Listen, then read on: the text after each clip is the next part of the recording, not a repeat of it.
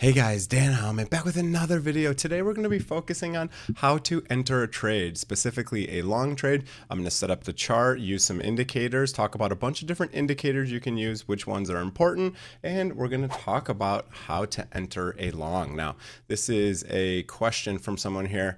Hi Dan, thanks for the content. I like to answer comments because I don't get too many comments on the channel, so I like to answer them and even make a dedicated video. If you do want to join the Discord, you can suggest videos in there as well. So looking to get into low risk trading and interested to know if you could do content on how to use the Camel Finance indicator to get into trades. There are so many cryptos. How do you identify which ones to get into? So I will mention the Camel Finance indicator. This is a paid subscription for that indicator. So I don't want to focus only on that because I want to make this video useful for everyone, but I will mention that as well as another kind of confluence indicator to show us when to enter. Okay, so here's what we're going to do. We're going to set up our chart. This is a chart I just set up. So all I've added so far is my 50 and 200 SMA death cross. This is just a simple moving average. Now I just had to publish it again. I've never published indicators before, and mine got privatized because I put my link to my YouTube channel. I didn't realize you're not allowed to do that. So I republished it. So you can probably just find another one, but here is my personal one. I just published it. It might take some time to go live, but yeah, so I'll use that one right there. And then I'll add the Camel Finance indicator because that was the one that was specifically asked about. So Camel Finance Cycle Trading Indicator, we add that one. Okay, so this will give you a bunch of settings and it'll give you like a weekly low, etc. Now I do set this up a little bit differently, so I just go to inputs, I turn off all the lines, icon, I just go to, I think I like normal for that. I like this daily, I don't like the camel. I go down and we'll have large. I turn off the lines always. I turn off the camel and I like just the text. Same thing here.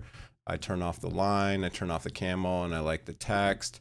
And then future cycle lows are on. I like the unconfirmed as well because I like for it to guess when I'm going to have a cycle low. Okay, so that's what I do for the Camel Finance indicator. Those are my settings. I just wanted to go through those really quickly. Okay, so that's one thing I use there. I forgot to turn off this. Okay, so then we're also going to turn off this on-off intro message. Okay, we don't want that on there. Okay, another really good thing to add on here is just the regular RSI. So we'll add RSI. There we go. That one's going to be very useful. And I like the daily time frame for entering trades because I like to hold them for weeks to months. I don't want to trade every single day all day, so that's something else to keep in mind is your time frame. You can trade on different time frames if you want shorter trades, but I think especially as a beginner you want to take a little bit longer trades. Okay, so another good one is just the fear and greed index. So you can just enter this one by this gentleman here. So there is the fear and greed index. That's another useful one. Usually when we're in high amounts of fear, it's usually always a good time to enter. There's another one called risk. So if I hit risk, Bitcoin risk metric, I like this one right here. I do have an ITC premium one as well, so you can use the ITC premium one, but if you don't want to spend money, you can just do this regular risk indicator. You can see it kind of looks similar, so it just kind of tells you what the risk is. Lower risk means it's a good time to enter. Okay, so there we go. So if you have an ITC premium membership, the short-term bubble risk is a nice one. That is also another thing you can have if you do have into the cryptoverse. You can use a bunch of these risk metrics, and basically the lower the risk metric, obviously the lower risk that coin is, meaning it's very low in its range. If a coin is really high, XRP is the highest risk coin right now. It's already done a very large move. So according to ITC Premium, this one is probably the least upside potential, right? Tron, Solana in that order. Bitcoin is at 0.57. Usually these top off at 0.9 to 1 range. So this also gives you a good sell indicator, but we're just talking about entering a trade right now. So we're on the daily. Let's, I'll just use the free risk indicator for now, just to kind of clean up the screen a little bit. So here's the 3 things I'm going to use. And this is what we have so far. So we have the Camel Finance indicator. So let's go backwards, obviously back in time and see what we got going on. So obviously if you would have entered around 77 for this Bitcoin Bitcoin trade, that would have been a good time to enter. Now, also on the daily, you can see the RSI is kind of low. So you want a low entry there. And what you also want to see is, you can see for a long, you are making lower highs, okay? Lower highs here. And you're also making higher lows on the RSI. That's called a bullish divergence. That's one of the basic things that you can look for. You can also see that the fear and greed was down pretty low, not super low like it was down here, but that, so you can use, honestly, you could use the fear and greed just by itself to enter trades. And if you get really low readings, as you can see here, they were almost always a good time to purchase. So you could literally just use the fear and greed for entries and do fairly well. And you can see it kind of correlates with the risk metric as well. So when the risk metric is very low, that's a good time to enter. The fear and greed was very low, meaning it's very fearful. And we're printing this bullish divergence on the RSI. So that is a great time to enter. Another thing is you have a confirmed weekly low. Now, what you'll see on the Camel Finance indicator, if you do have a subscription for that one, is you'll see something like this, but in blue. Let's see if I can find one that has, so you can see it up here saying we're going to have a weekly cycle low. So, you know, usually around this time, the cycles will bottom. Let's see if there's anything that has one coming up. I think ETH just printed one. Oh, interesting. So it printed one here, and it actually says there's going to be another one in June. But you can see the risk metric was very low. I mean, it's like literally at a negative 0.26. If you scroll back, you can actually see that we've never been this low ever. So this risk metric does a good one. You can see the fear and greed. We have not been this low pretty much ever. I mean, besides the very bottom of the bear market way down here. So you can see the risk metric takes a while to start because I think it uses a bunch of different moving averages and stuff like that. But you can see the RSI was very low. Okay. So it was like a 25. It's only hit down there every like once a year or something. So Ethereum is a good one that was printing a lot of these signals, right? Very high fear and greed. So this is just the total crypto market. So this will be the same for every chart you're looking at. So you can see, boom, we're in fear. People are panicking. It's almost always a good time to buy. I think it's Warren Buffett who says, you know, when people are fearful, you should be greedy. When people are greedy, you should be fearful, right? So you can see risk metric low, fear and greed low, RSI low, and also you're seeing the same thing, right? So you're seeing these lower highs, and you can see the RSI is moving up. So again, you have a bullish divergence. You can see that's going up, but in these 2 points, you can see we're actually going down. So we're going down here, we're going up here. The Camel Finance indicator said we have a daily low and a weekly low, meaning that it's usually the cycles are bottoming. It's a good time to enter a trade. You can see down here, the risk is very low. There's a bunch of different metrics you can use to enter a trade.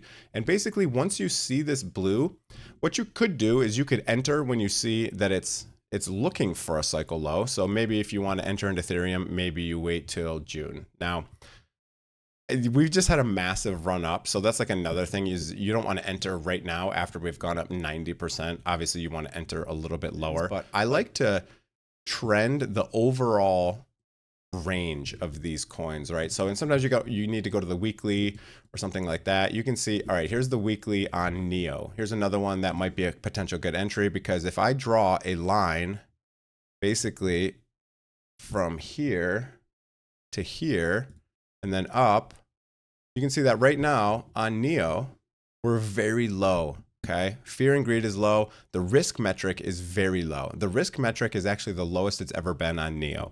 I'm bullish on this coin. It's like the Chinese Ethereum. You look at the RSI. We just hit one of the lowest RSIs we've ever had. Okay, and then if we go and we turn on the Camel Finance indicator, we go to the daily, we zoom in a little bit. What do we got going on here? You can see we actually just printed a daily here. So if you would have entered around $5.50, I actually originally entered at $4.40, and I'm pissed I closed my trade on this one. I got a little spooked, but I literally entered the exact bottom of this. You can see the RSI was very low. I mean, the RSI hasn't been that low since 2023, way down here, which also would have been a good entry. And you can see the risk metric is very low again. The volume is actually picking up again, which is good news as well. So if we zoom in on this right here, you can see the volume is also picking up a lot here, right? So you can see the volume went way over. You can see the volume kind of dropping off a bit, but usually what happens is the volume will go up when it's moving up, and then the volume comes back down, and it kind of, you know, does some waves here. So I think NEO would be a good entry, right? So what you could do is you could say, all right, I'm going to enter right now. Okay. And what's the worst pullback we could get? So going all the way to the bottom of the range is a 40% pullback. If you're using leverage, you want to set your stop loss well below that. Like if I was setting a stop loss on this, I would maybe set it all the way at like 3, which is a 50% pullback. But if you use small amounts of your account, you're not going to be too worried about that. Also, you don't have to set a stop loss if you're just meaning to hold this for a long time. If you're buying spot, for example, there's obviously no stop loss that you're going to set there. You could set a stop loss right below this, but I feel like you're better off almost just setting an entry where you would normally logically put your stop loss, because a lot of people will put their stop loss there, and then, you know, market makers can push down and hit those stop loss pretty quickly. So if I was a betting man, I think NEO would be a fairly good entry right now. We're very close to this. You could wait for this pullback, but again, this says like June 20th, right? So that's like a month from now. And a lot can happen in a month, right? But we're above the blue moving average. The volume has been spiking recently. You can see there's almost no volume back here in this area, and the volume, this is one of the biggest volume candles we've had in a long time. Actually, one of the biggest all since back here in the top of 2021. And then if we zoom out and look at the range and turn this off, boom, look at all this room. Look at all this room. Let me move some of these down here so they're not like so intrusive, right? And we got these that are kind of intrusive here. So we'll go like that. We'll move this volume back up like that. Okay, so here's what we got going on. I mean, look, let's go back to the weekly. We'll just go back to the weekly. There we go. So here you go. Look at how low that we are in the range. You could even move this down, you know, a little bit, because this isn't quite the bottom. Oops, I locked it. So let's move this range down literally right about. I like to use the weekly closes. So the lowest weekly close was actually recently. So the lowest weekly close that we've ever had was April 7th. Okay, so that would have been a good time to enter, obviously. But here we go. If we do the lowest weekly high for like one of the cycle tops, I like to do the close, right? Not the wicks. I used to like to use the weekly. So there we go. There's our range. So we could expect that maybe we'll come up somewhere to $120. If you wanted an even easier trade to exit, you could enter here. You could put your take profit at $60, and you could put your stop loss below at whatever, 40%. If I open up my risk metric, we'll open up this risk management chart here. We have a blank one. We're going to type in NEO. You're going to type in your total account value. Let's pretend you have a $100,000 account, and we're going to say we're going to enter at what's the price right now? 720. Okay. So I'm going to say the entry price is 720. I'm going to say my stop loss is what? Let's say the low is about 450. So I don't know, just to be really safe, let's say the entry is going to be, if we want to be really safe and just say, all right, I'm never going to have my stop loss hit ever, we'll say $3. I don't think we're ever going to hit a $3 NEO. And then let's just, to make it really easy, we'll say, let's take a profit at $62. And I'm going to say we're probably for sure going to hit that. Okay. So there we go. So what I would do is I would enter a trade margin. Now the leverage doesn't really matter. It really doesn't. You can put whatever leverage you want. I like 1x leverage because you're paying for funding fees. So if I were to open up Bitunix, I'll just show you that right now. And we'll just enter a trade here. What I can do is I'll actually just like, I don't know, we'll look at spot. I think I already have a leverage trade going right now for NEO, right? Yeah, okay. So we'll just pretend here. So we'll just pretend I don't have a trade already going for NEO. I have one already barely in the profit, but we'll just set those stop losses just like we said, okay? So I would set what? What did I say here? I would set $1,700 margin. And basically that means I'm risking a stop loss of $1,000. So all I'm going to lose is 1% of my portfolio. If you have a higher risk tolerance, you could go all the way up to 5, but I I think mine's probably up there. Yeah, I'm at about 9,000. My account's a little bit bigger than this. So God, I hate that. I hate that features on Windows. If you shake your mouse at all, it just literally minimizes everything you have open. And it's the most enraging thing I've ever seen. So here we go. Take profit 62. So we're going to say, okay, we're going to go right here. We're going to say, all right, we're going to take a profit at 62. And we're going to say our stop loss is $3, for example. So I'm risking $5,000 to make $72,000. It's pretty insane, right? That's a really high risk to reward, okay? It's a really high risk to reward. What is my risk to reward? 13, okay? So Neo would be a good trade to enter, right? So that's how I would enter a trade. I would use this. I do have this risk management spreadsheet in the description below if you do want to use something like this. And I think it's a good thing to do. So that's how I would enter a trade. You know, I looked at a bunch of metrics. It kind of ended up being a long video, but I wanted to cover this one and show a trade. And here's one that I have entered. I have another XTZ trade and I have some other trades as well. I have my Litecoin trade that's doing very well. I hit like a partial stop loss on my Litecoin trade. So I lost about 19 grand. But again, I'm targeting a really high range. So about 700,000. I did just completely remove my stop loss because I find often when I use a stop loss, especially if I set it really low, that it like always get hit and it just guarantees that you're going to take some losses. Now, you have to like basically make sure that you're not going to get your account liquidated. So that's why this risk metric is very important. And I would always use this. I did have my stop loss. I'm gonna hit don't save. I did have my stop loss for this set at like $47. I can put it back in just to kind of show you. So I'm risking 45 grand to make 700 grand. This is way above my risk tolerance, but I've had this trade open for a while, so we're just gonna leave it open. You could potentially move this into the profit now that I'm up 11%, but I'm not going to. So there, that's how I'd enter a trade. Talked about a bunch of different metrics you can use to do that. Neo right now, there's low risk, high reward. I mean, we could even see all the way up here at $100. You could take your profit at $100 even. And another thing you can do is you can say, all right, I'm going to close all of my trade at $99. There's 120 grand of profit. I'm going to hit confirm there. I have a link below for Bitunix if you want to try it out. It's a great trading platform, legal everywhere. You get reduced fees if you use my link, etc. And there's a bunch of new time bonuses. Another thing you can do is set like a partial take profit. So if you want to take some of your profit at $60, you can do that and then take all of your profit later. So I can hit partial.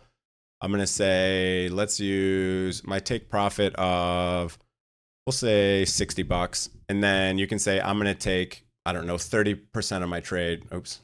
Nope, that's not the right place. $60. I'm going to take 25% of my trade off the table. Okay. So when I do that, I'm going to make 17 grand. Again, I only risked 5 grand. So I'm already up a lot. You can hit that, right? So now it's going to do a stop loss there.